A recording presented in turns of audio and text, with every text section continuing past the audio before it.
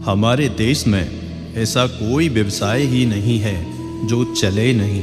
यदि आप सांप बेचने की दुकान लगाओगे तो भी चल जाएगी। लोग ये सोच के खरीद लेंगे कि चलो पड़ोसी के घर में छोड़ेंगे। आजकल के लड़के नौकरी लगाने के तुरंत बाद शादी करके पत्नी को नौकरी वाले शहर में ले जाते हैं तथा सारा पढ़ाई का कर्ज, खेतों का काम, घर की जिम्मेदारियां, सब झंझट माता पिता के पास छोड़ जाते हैं। वो सबसे पहले शहर में प्लॉट या फ्लैट लेने की सोचते हैं तथा माता पिता की ओर कम ध्यान देते हैं, जो बहुत दुखदाई है। फेसबुक पर माता पिता को भगवान से ज़्यादा वही लोग लिखते हैं जिनके माता पिता दयनीय स्थिति में होने के बाद भी उनसे आशा नहीं करते। कलयुग नहीं, मतलबी युग चल रहा है। जब तक आप सामने वाले के मन की करते हो तो अच्छे हैं, एक बार अपने मन की कर ली तो सारी अच्छाइयाँ बुराइयों में बदल जाती हैं। स्त्री कभी भी घर के और बाहर के काम से नहीं थकती। वो थक जाती है पति या परिवार के सदस्यों की कड़वी बोली से।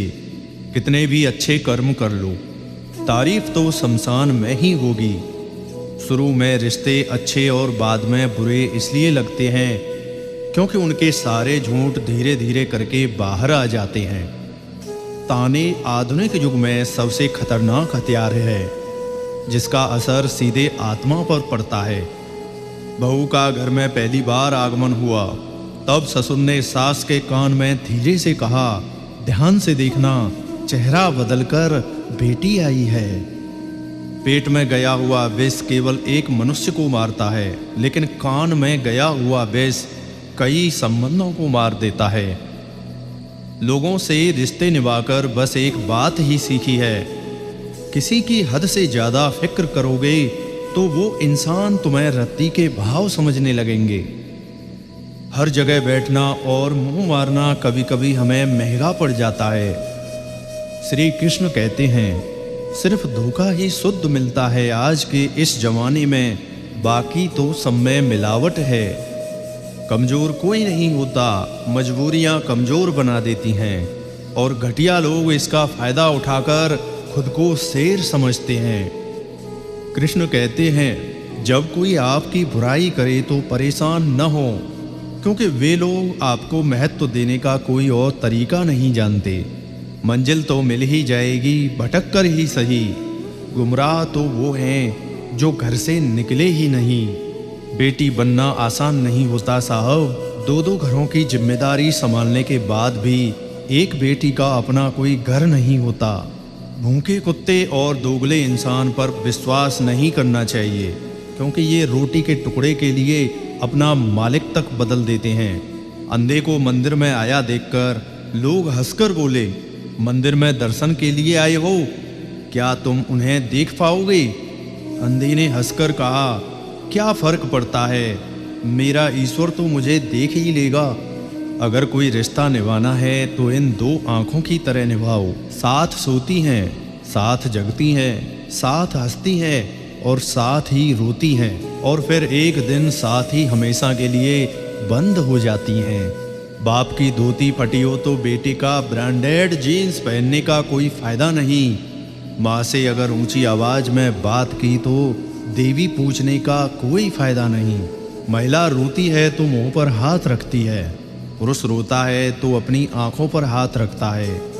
घनघोर शोध से पता चला है, औरतें ज़्यादा गुनाह अपनी जुबान से करती हैं और पुरुष निगाह से। कहते हैं कि औरत राज नहीं छुपा सकती, पर सच तो ये है कि औरत अगर राज ना छुपाती तो ज़्यादातर मर्द सर उठाकर चल भी नहीं सकते। दहेज प्रथा को एक करारा जवाब। एक लड़का लड़की देखने गया। लड़की पसंद आने पर लड़के ने लड़की से कहा, तुम तो मुझे पसंद हो, पर क्या तुम्हारे बाप की हैसियत है मुझे कार देने की? लड़की ने भी तंगड़ा जवाब दिया, मेरे बाप की हैसियत तो तुम्हें हवाई जहाज देने की है, पर क्या तेरे बाप की हैसियत है एयरपोर्ट बनाने की?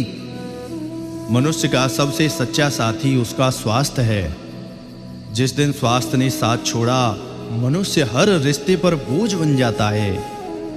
शब्दों का भी तापमान होता है, ये तसल्ली भी देते हैं और जला भी देते हैं। गलत का विरोध खुलकर कीजिए, चाहे राजनीति हो या समाज। इतिहास टकराने वालों का लिखा जाता है, तलवे चाटने वालों का नहीं। ऐसे जियो कि अपने आप को पसंद आ सको। दुनिया वालों की पसंद तो पल भर में बदल जाती है। एक लोटा जल और मन में हजारों छल, तो कैसे होगा हर समस्या का हल। जो बोओगे वही पाओगे फल, भले ही रोज चढ़ाओ जल। दुनिया की सबसे सस्ती चीज है मशवरा, एक से मांगो तो 1000 देते हैं। दुनिया की सबसे महंगी चीज है मदद, 1000 से मांगो तो 1 करता है। मरने के बाद की गई तारीफ और दिल दुखाने के बाद मांगी गई माफी, दोनों का कोई महत्व तो नहीं होता।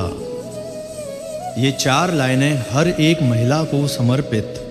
दिन की रोशनी ख्वाबों को बनाने में गुजर गई, रात की नींद बच्चों को सुलाने में गुजर गई। जिस घर में मेरे नाम की तख्ती भी नहीं, मेरी सारी उम्र उस घर को सजाने में गुजर गई। कृष्ण कहते हैं, किसी को तकलीफ में देखकर अगर तुम्हें तकलीफ होती है तो समझ लेना तुम्हारी आत्मा में परमात्मा विराजमान है। किसी को कोई फर्क नहीं पड़ता कि आप किस हालत में जी रहे हैं, आपको खुद ही अपने हालात बदलने होंगे। इंसान उन चीज़ों से कम बीमार होता है जो वो खाता है, ज़्यादा बीमार वो उन चीज़ों से होता है जो उसे अंदर ही अंदर खाती है। कम सोचें पर सही सोचें। आज की पीढ़ी शायद यह विश्वास न कर पाए कि हमने वे दिन भी देखे हैं जब आग भी एक दूसरे के घर से मांग कर लाई जाती थी। दुनिया उन्हीं की खैरियत पूछती है जो पहले से ही खुश हों। जो तकलीफ में होते हैं उनके तो नंबर तक खो जाते हैं। लोग गिरे हुए मकान की ईंटें तक ले जाते हैं। अजीब तरह के लोग हैं इस दुनिया में। अगरबत्ती भगवान के लिए खरीदते हैं और खुशबू खुद की पसंद की तय करते हैं। कलयुग की दुनिया है साहब, कदर उसकी नहीं होती जो सच में रिश्ता निभाता है। कदर उसकी होती है जो सबसे ज्यादा दिखावा करता है। ईश्वर ने मनुष्य के निर्माण के समय सभी चीजें मनुष्य को दे दी, लेकिन उस समय एक चीज नीचे गिर गई जिसे भगवान ने पैर के नीचे दबा दिया। मनुष्यों के जाने के बाद लक्ष्मी ने पूछा, भगवान आपने पैर के नीचे क्या छुपाया जो आपने इंसानों को नहीं दिया। तब भगवान ने कहा, मैंने पैरों के नीचे शांति छिपाई है। इंसान इसके लिए हमेशा तरसता रहेगा। वह सभी जगह से नाकाम होगा, आखिर में उसे मेरे चरणों में ही प्राप्त होगी। चावल अगर कुमकुम के साथ मिल जाए तो किसी के मस्तक तक पहुंच जाते हैं, और दाल के साथ मिल जाएं तो खिचड़ी बन जाते हैं। अर्थात हम कौन हैं उसके महत्व से ज़्यादा किनकी संगत में हैं, यह बहुत महत्वपूर्ण है। रावण जब मृत्यु शैया पर था तो उसने श्री राम से एक बहुत ही अच्छी बात कही थी कि मैं तुमसे हर मामले में बड़ा हूँ, उम्र में, बुद्धि में, बल में। मेरा कुटुंब भी तुमसे बड़ा है। मेरी लंका सोने की है, धन दौलत में भी मेरा राज्य तुमसे बड़ा है। इन सब के बाद भी मैं हार गया। जानते हो क्यों? क्योंकि तुम्हारा भाई तुम्हारे साथ था और मेरा भाई मेरे खिलाफ था।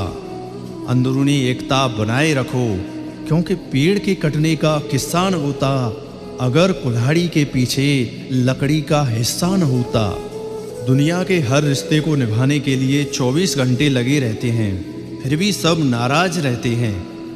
एक परमात्मा है जिसे अगर 1 घंटे का भी समय दे दें तो वे इतना खुश हो जाते हैं कि हमें भव सागर से पार कर देते हैं। जहाँ जिसका दाना रहता है समय उसे वहाँ बुलाता है।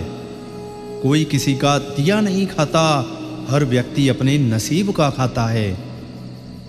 जीवन गणित है, सांसें घटती हैं, अनुभव जुड़ते हैं।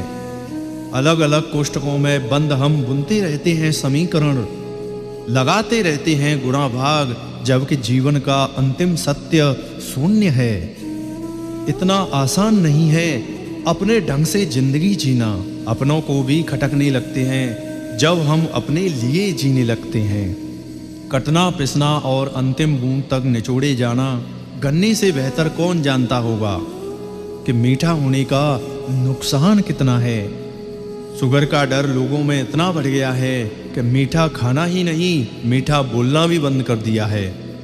अपने समाज में सब यही कार्य करते हैं, इसलिए हमारा समाज आगे नहीं बढ़ रहा है। हर कोई एक दूसरे की टांग खींचने में लगे हुए हैं। अमीर इंसान अपना पैसा अमीर बनने में लगाता है, इसलिए वो अमीर बन जाता है, और गरीब इंसान अपना पैसा अमीर बनने में लगाता है, इसलिए वो गरीब ही रह जाता है। बेटी विवाह के पश्चात जब विदा होती है तो देहरी लांघते वक्त बिना पीछे पलटे अपने पीछे की ओर चावल और पैसे उछाल कर विदा होती है।